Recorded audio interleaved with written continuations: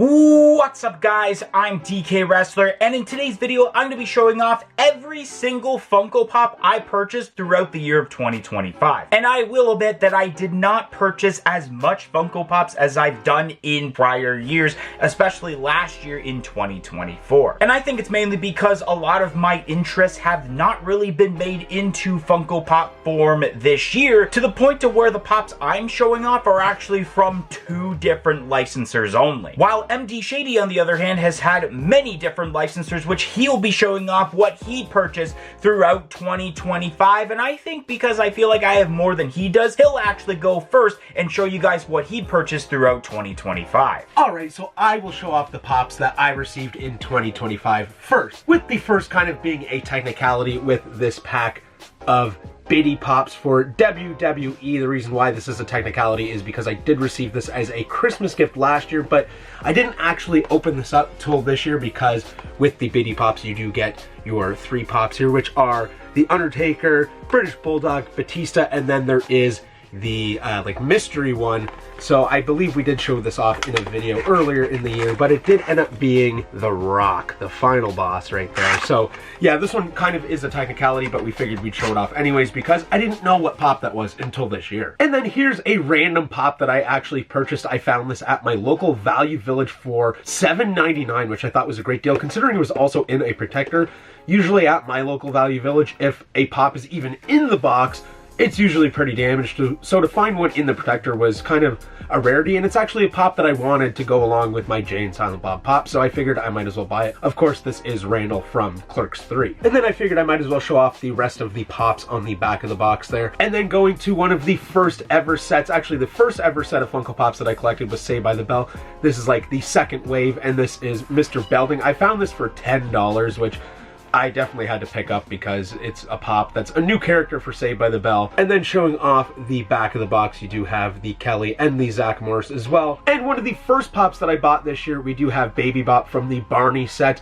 They didn't have the Barney at my local GameStop or EB Games, whatever it was called at the time. So I did decide to just buy the Baby Bop because I figured I'd probably find Barney at some point. And then at the Canadian National Exhibition, I actually did find the Barney Pop, which this is a really great Pop. I also picked up my boy Gengar for the Pokemon set. I've been waiting for a Gengar Pop for so long. I did pick up 2 because I do want to do a customization on a second one where the eyes are red and then maybe display that out of box. We'll see. I haven't really decided yet. And for my ever-growing Gremlins collection, I did pick up a new Gremlins Funko Pop with the Gizmo with Bo. This is a great looking Pop. I think this is awesome. One of the best of the Gremlins Pops. There's just a lot of detail going on with this one. And I do like how it is branded for Gremlins 2, the new batch, rather than just saying Gremlins like it does on the front, I believe. No, it actually does say Gremlins 2, the new batch, so that's pretty sweet. And then earlier this year, DK had actually picked me up this Sid from Toy Story. What a great Pop. We're finally seeing some of the human characters in the Toy Story set, which is amazing. This Sid is awesome with Woody and Buzz in his hands with the rocket strapped to Buzz. Just a really great attention to detail with this Pop. Such a great one. And even the rest of this set is so amazing as well, where you have the alien in the claw is hilarious. You have Andy, who is playing with Buzz and Woody, as well as Al with the chicken suit is hilarious. A few months ago, one of my old coworkers had messaged me and he said, hey, I got rid of most of my Funko Pop collection. I still have a couple that I might want to get rid of if you're interested in purchasing them. And he gave me a really good deal on this signed Funko Pop. With that Pop being Corey Taylor from the Slipknot set. This is awesome with the signature right there, and it is Beckett witnessed, which is awesome. So it's for real. I knew that he wouldn't really do that to me where he'd sell me a Pop that is a fake autograph, but he gave me a really good deal on this Pop. Basically like almost retail value for the Pop, honestly. He kind of hooked me up with this. So really cool to add another Funko Pop to my collection with an autograph. And then finally, the last Pop that I got for this year, I actually just got today. DK surprised me with it. Homer on scale, which is awesome. And if you look at the scale, it's probably hard to show actually on camera, but it looks like he's about 238 pounds, which is pretty funny. This one's great, of course. He has a donut in his hand because it makes sense for Homer to be eating a donut while being on an electric scale, or I guess guess this is probably not an electric scale, no, but on a scale nonetheless.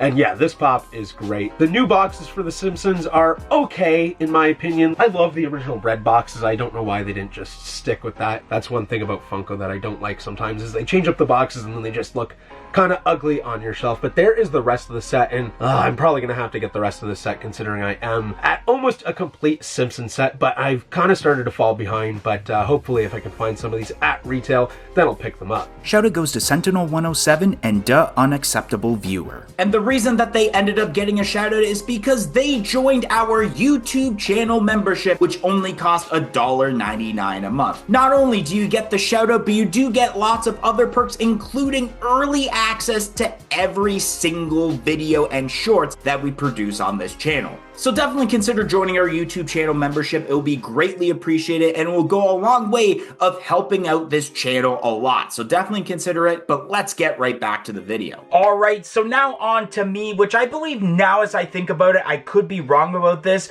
is that when we recorded that, he actually forgot to show off his Poochie Pop from The Simpsons that I ended up picking him up earlier in the year. But showing off what I purchased in 2025, the two separate licensors that I got only for my Funko Pop were either Yu-Gi-Oh! Or Toy Story. So going in numerical order, I have the Chase variant of the Harpy Lady, which this was from the prior wave instead of the one that released this year, and this Harpy Lady actually has a gold outfit instead of the blue one that she has with the common, or the black one with the Pop and Tea bundle that I actually still have yet to obtain. And then I'm going to quickly show the side profiles of the box and then the back of the box to show you guys what was a part of the set, which there's that common Harpy Lady, and I do have the entire set here that I did purchase last year in 2024. Now for the new set that released in 2025, we have ourselves Alexis Rhodes. Once again, I'm going to keep showing these side profiles quickly throughout this video, and this is exactly what is a part of the wave, which I actually do have all of the pops from that wave besides the one, which is the Elemental Hero Neos. I never ended up getting my hands on that pop, even when it was actually on sale for only $5 during $5 Fridays at EB Games. But while we're at it, I might as well show off the rest of the pops in that wave since I do have them all. Starting off with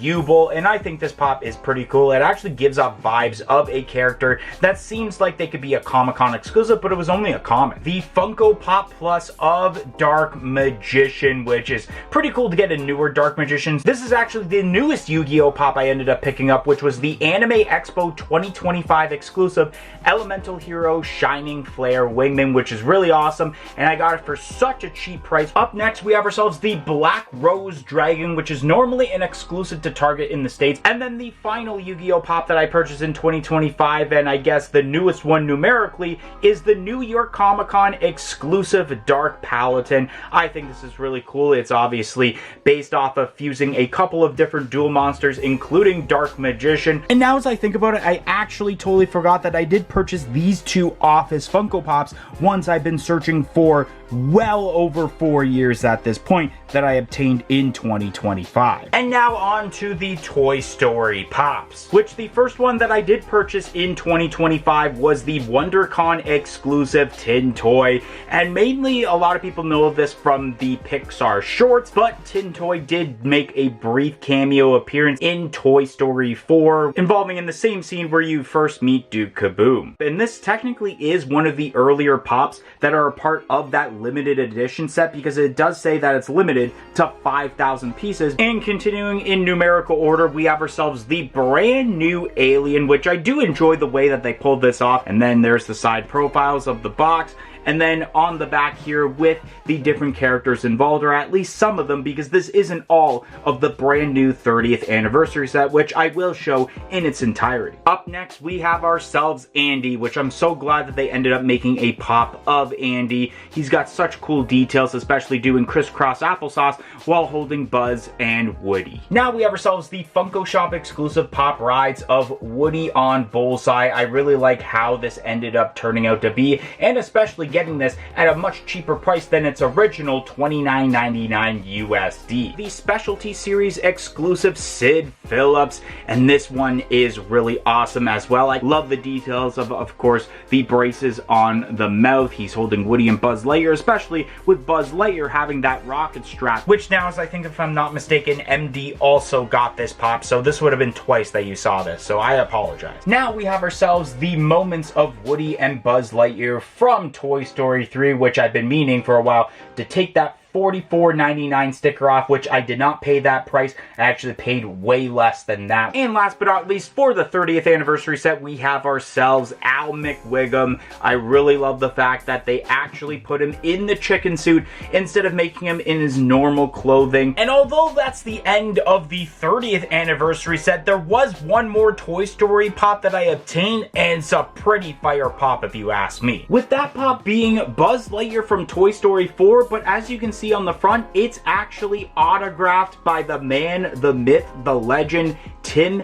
Allen himself. You got a signature there. On the side right there, you actually do have the authentication from JSA, and there's even the little paper that was put on the side as well. And then on the back is the set of pops for Toy Story 4. But honestly, this was probably a great way to end off this video because this was my absolute favorite pickup of the year. Thanks for watching. See you later, guys.